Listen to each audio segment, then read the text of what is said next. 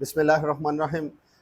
जब भी आपको डॉक्टर मेडिसिन लिख के देता है ना, उसके बाद जब आप उसे परचेज़ करते हैं तो इस तरह की आपको डब्बियाँ देखने को मिलती हैं। अगर आप डब्बियाँ लेते हैं तो उस डब्बियों के ऊपर ना कुछ फ़र्स्ट इन्फॉर्मेशन लिखी होती है। फ़र्स्ट इन्फॉर्मेशन का मतलब है ऐसी मालूमात जो शुरुआत में चाहिए होती है। वो ये कि इसका नाम क्या है, मिलीग्राम कितनी है, इसमें फ़ॉर्मूला क्या है और प्राइस वगैरह लिखी होती है, एक्सपायरी लिखी होती है। इसे आप कहते हैं फ़र्स्ट इन्फॉर्मेशन। उसके बाद आपको ना अ, इसकी वो इन्फॉर्मेशन चाहिए होती है जिस पे आपको ये पता चल सके। आपको तो नहीं पता चलेगा, लेकिन मैं आपको जनरल जनरल सी टर्म बताऊंगा जिसको देख के आप जितनी मालूमात चाहते हैं उतनी आपको मिल जाएगी। ठीक है, सारी की सारी आपको समझ तो नहीं आएगी। जिस तरह ये एक ना है एंटी डायबिटिक ड्रग है। इसका ग्लाइवेनक्लामाइड, अगर आप इसे देखें ना तो ये मतलब ऐसी क्लास से बिलोंग करता है जो शुगर को कम करने में मदद देती है। इस्तेमाल ना करने लग जाएगा डॉक्टर की पर्ची के बगैर। अच्छा, आपको बताना पर्पस क्या है। ये एक मेरे पास पेज है, इसमें ना जर्नल जर्नल सी टर्म लिखी हुई हैं। इसे हम कहते हैं ड्रग मोनोग्राफ। अब ये ड्रग मोनोग्राफ का मतलब ये होता है कि आपको ऐसी इंफॉर्मेशन जो इनिशियली तौर पे चाहिए होती है। सिर्फ यही नहीं, मैं आपको ना तरतीब से इसको पढ़ के भी बताऊंगा ताकि आपको समझ लग सके। जिस तरह अगर मैं आपको बताऊं तो एक वर्ड होता है जिसे एक इंडिकेशन एंड डोज में लेते हैं। इंडिकेशन, डोज, अच्छा थोड़ा थोड़ा बताऊंगा, टेक्निकल टर्म नहीं बताऊंगा ताकि आपको मुश्किल ना आए और आपको ये ना लगे कि आप क्या सुन रहे हैं।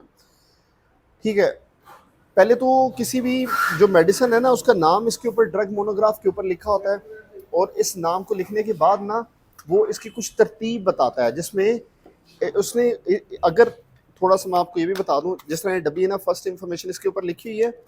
जब आप किसी भी पैक को खोलते हैं ना इस तरह, उसके अंदर से ये लिटरेचर निकलता है। इस तरह का कागज़ आपने कई दफ़ा देखा होगा डब्बियों के अंदर होता है। ये लिटरेचर एक ऐसी इंफॉर्मेशन होती है जो कि अगर प्रॉपरली पढ़े तो डॉक्टर पढ़ सकता है, अगर ना पढ़े तो इसमें कुछ ऐसी मालूमात होती हैं जो पेशेंट खुद भी अगर पढ़ा लिखा है थोड़ा बहुत उसको पता चल सकती हैं। सारी की सारी तो नहीं पता चलेगी।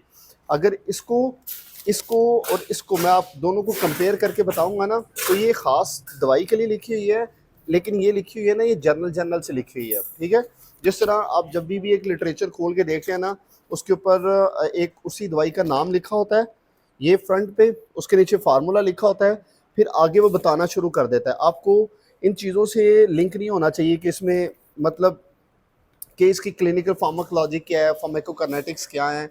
ये टेक्निकल वर्ड फार्मा से समझता है, लेकिन आपको किन चीज़ों की ज़रूरत है समझने के लिए। जिस तरह इसमें मैंने आपको लिटरेचर में बताया, इस जनरल लिटरेचर में जो कि सब के ऊपर अप्लाई होता है, इसे ड्रग मोनोग्राफ कहते हैं।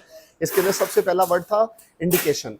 इंडिकेशन का मतलब होता है आप इस्तेमाल क्यों कर रहे हैं। तो सबसे पहले देखिए इसके अंदर भी इंडिकेशन लिखा हुआ है। इंडिकेशन किस लिए इस्तेमाल होती है। जो भी लिखवा के लाएगा डॉक्टर से, वो इसलिए लिखवा के लेके आएगा कि उसकी शुगर ज़्यादा होती है, वो कम करने में मदद देती है। तो इंडिकेशन का मतलब होता है जिस मकसद के लिए आप इस्तेमाल करना चाहते हैं। ठीक है, फिर आपको फार्माकोलॉजी और फार्माकोकाइनेटिक्स से लिंक नहीं होना चाहिए, मेटाबॉलिज्म से भी होना चाहिए। हाँ, फिर सेकंड जो टर्म है ना, उसमें आपके लिए एक वर्ड होता है डोजेज। डोजेज एंड फ्रीक्वेंसी, कि आप कितने मिलीग्राम ले रहे हैं और कितनी दफ़ा ले रहे हैं। ठीक है, कई लोगों को इस चीज़ में मसला होता है कि वो डॉक्टर प्रिस्क्रिप्शन को देखते हैं ना, उनको समझ नहीं लग रही होती कि उसमें कितनी मिलीग्राम लेनी है और कितनी दफ़ा लेनी है। अच्छा, तो आप एक काम किया करें, ये किसी भी मेडिसिन के अंदर से लिटरेचर निकाल के ना, ये लिखा होता है डोजेज, डोजेज एंड फ्रीक्वेंसी।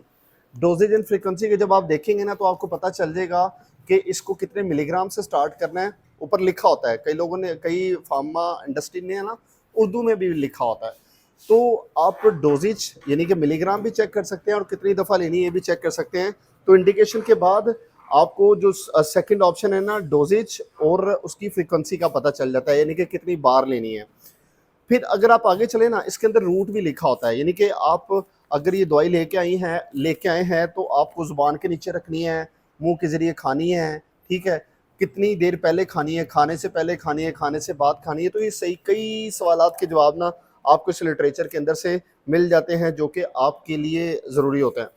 जिस तरह मैं अगर आपको थोड़ी सी बात बताऊँ ना, जब डॉक्टर इस मेडिसिन को लिख के देता होता है ना, लिख के देता है तो ये डायरेक्टली 5 मिलीग्राम से शुरू ही नहीं होती। तो ये तरतीब बताता है ये लिटरेचर कि आप इसको हमेशा 2.5 मिलीग्राम से स्टार्ट करें, और 2.5 मिलीग्राम से स्टार्ट करके आप 5 और 10 और 20 की तरफ भी जा सकते हैं। तो ये मालूमात आपको डॉक्टर भी नहीं देगा, ठीक है, जो इसके ऊपर लिखी होती है ये आपको ऐसा ऐसा पता लग जाती है, ठीक है। फिर उसके बाद इसमें ये भी चीज़ें लिखी होती है, सपोज अगर सपोज कोई फीमेल्स कंसीव करना चाहती है, टुवर्ड प्रेगनेंसी जाना चाहती है, तो उसके लिए भी लिखी होती है कि इसकी सेफ साइड क्या है, इसके class A B C D या एक्स है, कौन सी क्लास है, ये भी इसके ऊपर लिखा होता है। और ख़ास तौर पे वर्ड के अंदर भी कई दफ़ा लिखा होता है, कई कई दफ़ा सिंबल के अंदर लिखा होता है, तो सिंबल और वर्ड को भी आपको इसमें पता चल जाता है।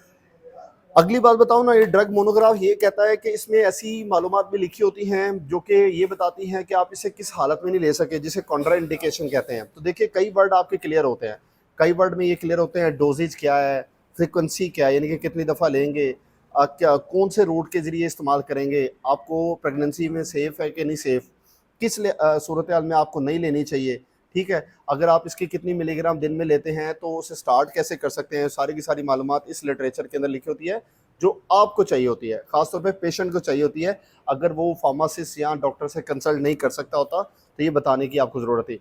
फिर इसके अंदर ये भी लिखा होता है कि सपोज़ आप कोई दवाई खाते हैं, ठीक है, अब कई लोग ना दर्द की दवाइयाँ खा के मैदे ख़राब करते हैं, तो इसे इस सूरत हाल में कहते हैं एडवर्स इफेक्ट। एडवर्स इफेक्ट का मतलब ये होता है, अगर आप इसे खाते हैं तो आपको सही, वो सूरत हाल सही होने के साथ साथ थोड़े सो और मामला जो ख़राब होंगे वो क्या हो सकते हैं, ठीक है। कुछ ऐसे मामला भी होते हैं जो कि पॉजिटिव साइड पे जाते हैं, यानी कि साइड इफेक्ट, आप दो टर्म को एक दूसरे के साथ मिक्स करते होंगे, एडवर्स इफेक्ट और साइड इफेक्ट।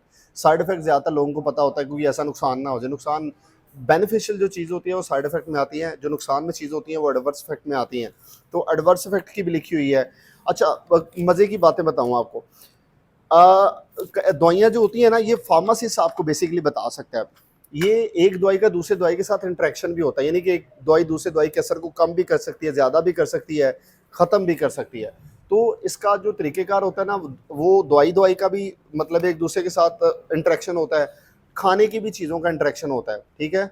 कई लोग ये प्रेफर करते हैं कि हम दवाई को, उनको पता नहीं होता, उनको ये होता है कि हम दूध के साथ खाएंगे ना हमें ज़्यादा फ़ायदा मिलेगा, ज़्यादा ताकत मिलेगी, उनको ये भी नहीं पता होता पानी के साथ लेनी है, दूध के साथ लेनी है।